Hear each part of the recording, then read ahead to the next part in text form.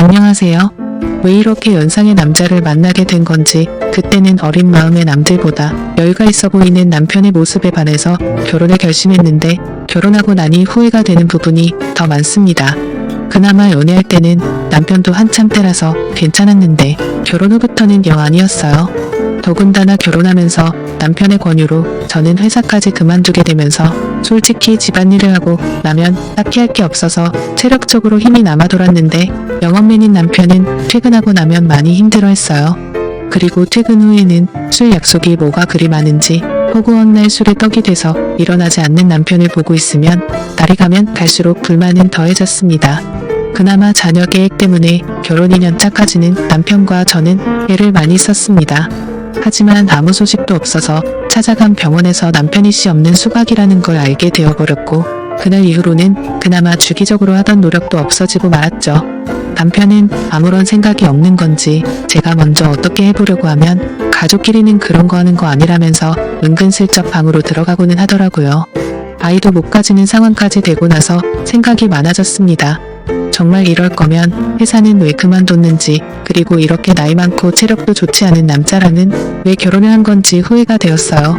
사실 저는 회사 일을 정말 좋아했거든요. 결혼 전부터 남편이 결혼하고 나서는 여자는 집안 살림하면서 애를 키워야 한다는 말에 가스라이팅을 당해서 저도 모르게 회사를 그만두기는 했지만 저는 나름 제가 다니던 회사에 애착도 많이 있었습니다. 중소기업이긴 했지만 회사에서 남직원들보다 훨씬 더 일을 척척 잘해내는 제 모습이 너무 좋았고 여자라고 승진을 시켜주지는 않았지만 제게 기대를 걸어주는 사람들이 많았거든요. 심지어 부장님이나 부사장님까지도 저를 좋게 봐주셔서 저한테 이런저런 남자들을 소개를 시켜주거나 그런 일도 종종 있고는 했어요. 당시에는 남편과 연애를 하고 있었음에도 저는 그런 소개 자리를 거절하지는 않았습니다. 더욱더 안타까운 건 남편보다 조건이 좋은 남자들도 많았지만 그 당시에는 남편보다 저를 만족시켜주는 사람은 없었거든요. 그랬던 남자가 지금에 와서는 왜 저 모양 저 꼴이 된 건지 정말 밤마다 짜증이 납니다. 이혼 사유가 될 수 있다는 말이 거짓말이거나 지어낸 건지 알았는데 그게 아닌 것 같아요. 진짜 미리 알 수만 있었더라면 현재의 남편을 고르지 않고 다른 사람을 고르고 싶다는 생각뿐입니다. 그래도 남편은 저한테 상냥했어요. 8살 연하의 와이프라 그런지 저를 공주대하듯 대해줬고 자기 때문에 직장까지 그만둔 저에게 물심양면으로 지원을 해줬습니다. 딱 부부끼리 그거 하나 빼고 다 잘해줬어요. 솔직히 이렇게 친절하거나 그러지라도 않았다면 아마 진작에 이혼을 했을 수도 있었겠네요. 말씀드렸다시피 저는 일 처리도 정확하고 배우는 것도 빠른 사람이었어요. 어차피 저는 전업주부로 평생을 살아야 할 팔자가 되어버렸는데 집에서만 있는 건 제게 정말 고역이었습니다. 계획적이고 손도 빠른 편이라서 집안일이 아무리 많아도 점심때가 되기도 전에 웬만한 건 다 끝내서 딱히 집에서 할 게 없었고 무료했어요. 그 시간을 활용해서 저를 위해 쓰면 더 좋은 삶을 살 수 있겠다고 스스로를 위안하면서 밀렸던 독서도 해보고 싶은 공부도 해봤지만 밀려오는 부족함은 채워지지가 않았어요. 우울증까지는 아니었지만 집에 돌아온 남편에게 투정도 많이 했지만 남편은 항상 피곤하다, 내일도 운전하면서 하루 종일 돌아다녀야 하기 때문에 체력을 비축해야 한다 하는 말도 안 되는 변명을 하면서 빠져나가기 바빴습니다. 그래서 저는 그때 당시에 집에 있으면서 살이 엄청 많이 찌게 되었습니다. 결혼 전에는 남편도 첫눈에 반하게 만들고 여기저기 직장 동료들한테 소개팅도 받아서 다니고 하면서 나름 남자애로 놀리던 미모가 있었는데 집에만 있고 외출을 하지 않으니 화장도 안 하게 되고 살이 많이 찌게 되면서 결혼하기 전에 입던 옷들은 사이즈가 맞지 않아 입지도 못하게 되고 점점 제가 매력이 없어지는 것 같았습니다. 그리고 제가 살이 많이 찌게 된 이후로는 자격지심 때문인지 모르겠는데 남편도 저를 더 피한다고 생각을 했어요. 자존감이 낮아질 대로 낮아져 있던 그때 재활용을 하는 날 분리수거를 하다가 아파트 단지에서 이웃을 한 명 만나게 됩니다. 처음 보는 여자였는데 나이는 저보다 어려 보였어요. 아주 오시며 신발도 잔뜩 비싼 브랜드로 구매해서 나와가지고는 재활용 분리수거를 하고 있는 거 아니겠어요? 사실 처음에는 속으로 욕을 했어요. 어지간히 돈 자랑을 하고 신나 보다 싶었거든요. 이 시간에 분리수거를 하러 나온 걸 보니 저처럼 전업주부인 것 같은데 집에만 있으면서 저렇게 차려입고 다닐 필요가 있나 싶었거든요. 저랑 거의 똑같은 타이밍에 나왔는데도 불구하고 경비 아저씨가 저는 본체 만체도 안 하고 그 여자만 도와주는 것도 굉장히 기분이 나빴습니다. 아마 낮아진 제 자존감 때문이겠지요. 그런데 그때쯤부터 느낀 건데 분리수거를 하는 날마다 저랑 같은 시간에 나오는 것 아니겠어요? 그런데 나올 때마다 입고 있는 옷이며 신발이면 매번 다른 걸 입고 나오는 겁니다. 아무튼 그때부터 저는 그 여자와 안면을 트게 되었고 그냥 인사 정도만 나누는 사이가 되었어요. 하루는 집 근처에 있는 마트에서 장을 보고 나오는 길이었습니다. 장바구니가 3개가 꽉 찰 정도로 장을 많이 본 날이었어요. 하나는 어깨에 들쳐업고 양손 하나씩 무거운 장바구니를 들고 집으로 돌아가려는데 누가 차 경적을 울리더라고요. 그래서 길을 비켜줬는데도 계속 빵빵거리길래 뒤돌아보니 그 여자가 딱 보기에도 비싸 보이는 외제차를 끌고 창문을 내린 뒤에 저를 부르는 겁니다. 집에 가는 길이냐고 물어보면서 자기도 집에 가고 있으니 태워주겠다고요. 솔직히 조금 자존심이 상했습니다. 차 안에 탔는데 그 여자와 제가 비교가 많이 되었거든요. 빛과 번쩍한 외제차에 그 외제차만큼 고급져 보이는 명품들 풀메이크업을 하고 머리까지 윤기가 철철 흐르더군요.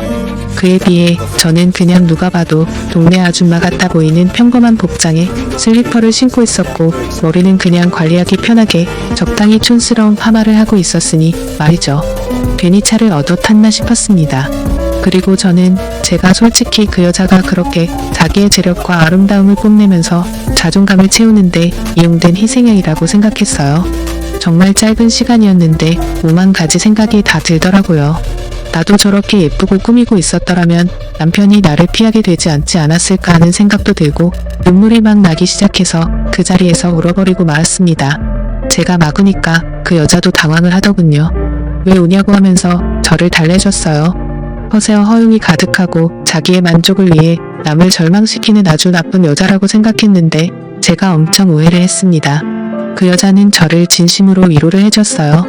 그러면서 하는 말이 분리수거할 때 몇 번 마주치면서 언니하고 친해지고 싶었다고 하더라고요. 아파트 단지에 자기랑 잘 맞을 것 같은 여자가 한 명도 없는데 딱 언니만큼은 처음 느낌부터 뭐가 팍팍하고 왔다고 하면서 말입니다. 그래서 제가 당신같이 젊고 예쁘고 능력 있어 보이는 아가씨가 나랑 친해져서는 어디에 쓰겠냐고 거짓말하지 말라고 했습니다. 그랬더니 그녀가 하는 말이 언니가 꾸미지를 않아서 그렇지 자기가 봤을 때는 언니가 자기보다 훨씬 예쁠 거라고 하면서 저를 추켜 세워주더군요.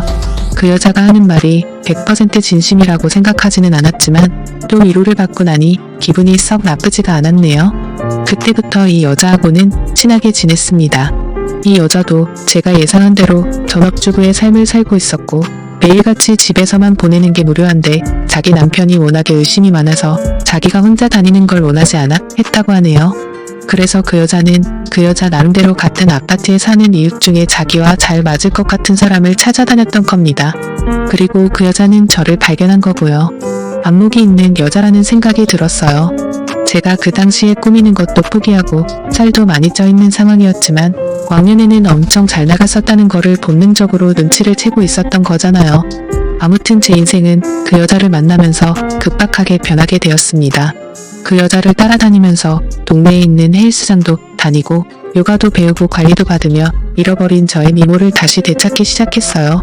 적당히 관리하기 편한 꼽을 머리도 그만두고 미용실에 가서 관리도 받아보고 옷도 후줄근해져서 목이 늘어난 티셔츠는 다 가져다 버리고 그 여자만큼 비싼 브랜드 옷을 사지는 못했지만 적당히 괜찮은 옷들로 제 옷장을 다시 채워나갔습니다. 그리고 제가 관리를 받으며 살이 빠지기 시작한 그때 드디어 각방을 쓰던 남편도 혼자 자니까 너무 춥다며 방으로 돌아왔습니다. 남편이 다시 저를 여자로 봐주면 기쁠 거라고 생각했는데 하나도 기쁘지가 않았습니다. 느릿느릿한 거북이인 저와 결승점까지 전력 질주를 하는 토끼 같은 남편이었거든요. 동화 속 토끼는 결승점에 다다르기 전에 잠깐 쉬었다라도 가지. 결승점까지 혼자 전력 질주를 해버리니 느릿느릿한 거북이는 결승점까지 한참 남았는데도 그 차이가 너무 커져버리니 혼자 꾸역꾸역 끝까지 가는 것보다 그냥 경기를 포기하게 되더라고요. 그날 이후로 제 옆으로 돌아오려는 남편이 정말 꼴보기가 싫었어요. 그래서 코를 고는 소리가 너무 시끄러워서 잠을 못 자겠다고 다시 혼자 쓰던 방으로 돌려보내버렸습니다. 그 이야기를 같이 다니게 된 그 여자에게 했더니 100번 1000번 잘한 거라고 하면서 언니가 빨리 자존감을 찾은 것 같아 다행이라며 제 편을 들어줬습니다. 그리고 제가 완전히 다이어트에 성공해서 결혼 전에 미모까지는 아니지만 아름다움을 다시 손에 넣었을 때는 그 여자가 저를 여기저기 끌고 다니면서 완전 새로운 세상을 보여줬어요. 30대 초반과 중반의 여자였고 결혼한 사람들이었지만 세상은 정말 넓고 저희를 찾아주는 곳은 엄청나게 많더라고요. 골프도 치러 다니고 어디 공기 좋은 곳에서 외식을 하러 다니고 했습니다. 돈 한 푼 내지 않아도 알아서 다 계산해주니까 좋았어요. 남편이 아니어도 저를 배려해주는 남자들은 지천에 깔려있었고 왜 내가 이런 세상을 모르고 살았나 혼자서 전전긍긍했던 지난 몇 년간이 참 후회가 되었습니다. 그러다 그 여자가 언젠가 저를 불러서 이제 한동안은 못 보고 지낼 것 같다는 소식을 전해왔습니다. 사실 그 여자는 얼마 전에 이혼을 해서 돌싱이 되었다고 합니다. 남편이 제법 벌이가 괜찮아서 후이호식을 하고 있는 걸로 알았는데 말이죠. 그래서 그녀에게 앞으로 어떻게 할 거냐고 물어봤어요. 저는 사실 이 여자가 여기저기 막 고르고 다녀서 이혼을 당한 거라고 생각했거든요. 그런데 그게 아니었습니다. 그녀가 남편을 차버린 거였어요. 어떻게 할 거냐 하는 건 쓸데없는 걱정이었던 거죠. 왜냐하면 그녀는 그동안 집에 있으면서 코인을 해서 앞으로의 인생에 남편이 필요 없어질 만큼 큰 돈을 벌게 되었다는 거예요. 지금 사는 아파트는 남편 명의로 해주고 재산 분할을 또 따로 받기로 했답니다. 저랑 떨어지게 된 건 아쉽지만 자기도 좀 더 놀기 좋아하는 사람들 많고 할 거 많고 놀기 편한 동네로 이사를 갈 계획이라고 하는 겁니다. 막상 저를 여기저기 데리고 다니던 그녀와 더 이상 같이 놀지 못하게 된다니 많이 아쉬웠습니다. 이제 막 저는 다시 제 인생을 찾은 느낌이었는데 다시 또 혼자가 돼버린다는 느낌이 들었어요. 그 여자가 없으면 차도 없고 운전도 할 줄 모르는 제가 어떻게 어디를 놀러 다니겠나 싶었습니다. 그렇다고 그녀가 집도 남편한테 넘기고 이사를 가는데 저 하나 때문에 그걸 포기하진 않겠다 생각했죠. 그렇게 그녀는 제 인생을 송두리째 바꿔버리고는 새로운 삶을 찾아 떠나버리고 말았어요. 남편이 출근해 있는 주중에는 정말 매일같이 놀러 다녔는데 너무나도 아쉬웠습니다. 그리고 그렇게 같이 놀러 다닐 사람이 없으니 저도 기껏 관리받으러 다니던 운동도 손을 놓게 되고 그렇게 다시 살이 찌기 시작한 거예요. 그러다 이렇게 되면 안 되겠다는 생각이 들었습니다. 그리고 그 여자처럼 자주적으로 살고 싶어졌어요. 투자 같은 건 전혀 모르지만 제가 같이 놀면서 느낀 바 그 여자가 그렇게 썩 머리가 좋아 보이지는 않았는데 코인으로 돈을 벌었다니 저는 일한 경험도 있고 능력이 있던 사람이니 제가 코인을 시작하면 그녀보다 더 큰 돈을 벌 수 있지 않을까 하는 자신감이 생겼어요. 제가 돈을 벌게 되면 남편 때문에 포기해야 했던 제 인생을 다시 시작할 수 있다고 생각했습니다. 그 돈으로 차를 사고 운전을 배우고 하면 저 혼자서 못 놀러 다닐 것도 없다고 생각했고 차가 생기면 이사를 가버린 그 여자를 만나서 예전처럼 둘이 같이 다녀도 되는 게 아니겠나 하는 생각이 들었어요. 다만 제가 코인을 시작하기에는 커다란 문제가 있었습니다. 제가 전업주부를 하면서 실질적으로 돈을 벌어오는 남편이 경제권을 가지고 있었고 저는 그때그때 생활비를 타서 썼기 때문이에요. 코인을 하려면 자본금이 필요할 텐데 남편에게 이야기하지 않고 사는 그 자본금을 만들 방법이 없었던 상황입니다. 은행 대출부터 여성 전용 대출 같은 사금 인권까지 알아보다가 아무리 그래도 리스크가 있는 투자인데 빚을 내면서 하는 건 아닌 것 같다는 생각이 들어서 차라리 남편한테 솔직히 말하고 허락을 받아내겠다는 생각을 했습니다. 말씀드렸다시피 제 부탁을 썩 잘 들어주던 사람이었기 때문에 적어도 거절은 하지 않을 거라는 확신이 생겼고 제 예상대로 남편은 제 생각이 그렇다면 한번 해보라고 1000만 원을 저에게 건네주었어요. 그리고 그날은 웬일로 자기가 코를 안 골 테니 같은 방에서 자도 되냐고 하기에 그렇게 하라고 했습니다. 내 털끝 하나 건드리지 않는 조건을 걸었더니 심통이 나서 그냥 혼자 자겠다고 방으로 가더군요. 인터넷으로 여러 사람들이 어디에 투자했네 하는 정보들을 모아가지고 시작을 하게 되었는데 남편이 저에게 준 1000만 원이 일주일도 되지 않는 사이에 100만 원도 남지 않게 되었습니다. 처음이라 제가 실수를 했고 그만큼 돈을 잃고 나니 그 바닥이 어떻게 돌아가는지 한눈에 알겠더라고요. 그래서 그날에는 남편을 꼬드겨서 돈을 더 받아냈습니다. 저도 코인으로 떼돈을 벌어서 그 여자처럼 자주적인 삶을 살아갈 거라고 생각했거든요. 그런데 다음 날 남편이 퇴근을 했는데 혼자 오지 않았습니다. 회사에서 알던 동생이라고 하면서 후배를 소개시켜 주더군요. 남편이 하는 말이 이 후배가 코인으로 대박을 내가지고 회사를 그만둔 사람이라고 합니다. 원래는 지금도 돈 굴리느라 바빠서 오지도 못할 사람인데 남편이 저를 위해서 특별히 부탁을 해서 데려왔다고 하더라고요. 어떻게 투자를 하고 치고 빠지는지 저에게 가르침을 주려고 말이죠. 제가 그런 거 필요 없다고 나 혼자서도 알아서 잘할 수 있다고 했더니 남편은 그래도 일주일 전에 준 1,000만 원을 다 날려먹지 않았냐고 하면서 아픈 곳을 찌르더라고요. 앞으로 벌 돈이 얼마인데 그 정도는 내 경험비로 들어갔다 치면 되는 거 아니냐고 했더니 그 후배라는 사람이 그렇게 이쪽 길을 쉽게 봤다가 거지가 되는 거 순식간이라고 하면서 자기도 확신이 있는 게 아니기 때문에 투자 종목을 알려줄 수는 없지만 그래도 도움은 될 테니 한번 자기 이야기를 드러나 보라는 거예요. 내가 알아서 한다는데 왜 자꾸 그러냐면서 성질을 부리니 그러면 남편이 데려온 후배가 하는 말이 그러면 어떤 방식으로 제가 투자를 하고 있는지 자기가 지켜만 보겠다며 1시간 동안 제가 하고 싶은 대로 돈을 굴려보랍니다. 그래서 제가 1시간 동안 20% 이상의 수익을 내면 자기도 없이도 잘할 수 있는 사람이라고 생각하고 감나라 배나라 하지 않겠다고 그냥 돌아가겠다고 하는 겁니다.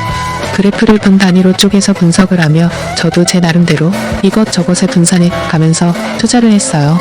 20분도 안 돼서 제가 투자한 것들이 올라가기 시작했습니다. 20%가 아니라 40%에 가까운 수익률을 내기 시작했습니다. 제가 이렇게 잘하는데 남의 도움이 뭐가 필요하겠냐고 돈 버는 거 보이지 않냐고 하고 그 사람한테 이만 돌아가라고 했어요. 그랬더니 1시간 동안 지켜본다고 하지 않았느냐고 하면서 약속한 시간만큼은 보고 가겠다 하는 거예요. 그러고는 하는 말이 자기였으면 그만 돈을 빼겠다고 하는 겁니다. 돈을 잘 벌었다더니 번 사람 맞냐고 물 들어올 땐 노를 저어야 하지 않겠냐고 저는 순식간에 불어난 돈으로 다시 또 다른 곳에 투자를 하며 치고 빠지기를 시작했어요. 오르락 내리락 했지만 처음에는 나름 수익률을 내고 있는 것 같았습니다. 그런데 1시간이 다 되었을 때는 제가 투자한 것들이 내려가기 시작하면서 그렇게 30분을 더 돈을 굴려봤는데 남편이 새로 건네준 또 다른 1,000만 원이 결국엔 또다시 반토막이 나버려서 100만 원도 남지 않게 돼버렸어요. 남편 후배가 말하기를 저한테 가르쳐줄 건 코인으로 돈을 버는 방법이 아니라 투자 같은 건 영 소질이 없어 보이니 그만두게 하는 것이 제일 좋겠다고 하는 겁니다. 아까 제가 40% 수익을 냈을 때 그때 손을 털고 일어났거나 그때부터 원금을 보존해두고 수익을 낸 부분만 가지고 돈을 굴려야지 저같이 감으로 투자하는 사람들이 빈털털이 되기 딱 좋다고 말하며 자리에서 일어나더라고요. 남편이 보는 앞에서 1시간 만에 또 절반의 돈을 잃으니 남편도 이제는 더 이상 투자하라고 돈을 내어줄 수 없다고 난색을 표했습니다. 대신 남아있는 돈은 제가 자유롭게 써도 된다고만 해줬을 뿐이에요. 그날 이후로 지금은 객기 부리지 않고 차근차근히 배워나가고 있습니다. 사실 남편 모르게 그날 데리고 온 남편의 후배가 운영하고 있는 투자 사무실로 출근을 하고 있어요. 사무실이랄 것도 없이 그냥 혼자 사는 방 같은 곳입니다. 거기서 저는 제 나름의 비용을 내며 투자하는 방법을 배우고 있어요. 제가 남편의 후배에게 원하는 걸 해주고 저는 투자도 배우면서 남편 대신 부족함을 채우고 있으니 어떻게 보면 윈윈이라고 볼 수 있는 셈이죠. 지금은 남편이 알면 안 되는지라 조심스럽게 행동하고 있어요. 그래서 남편이 퇴근하기 3시간 전에는 항상 집으로 돌아가고는 있습니다. 하지만 이것도 제가 큰 돈을 벌고 난다면 남편도 저를 이해해주지 않을까 생각해요. 또 찾아주셔서 감사합니다. 사연을 읽고 재밌으셨다면 좋아요, 구독, 댓글 부탁드립니다. 감사합니다.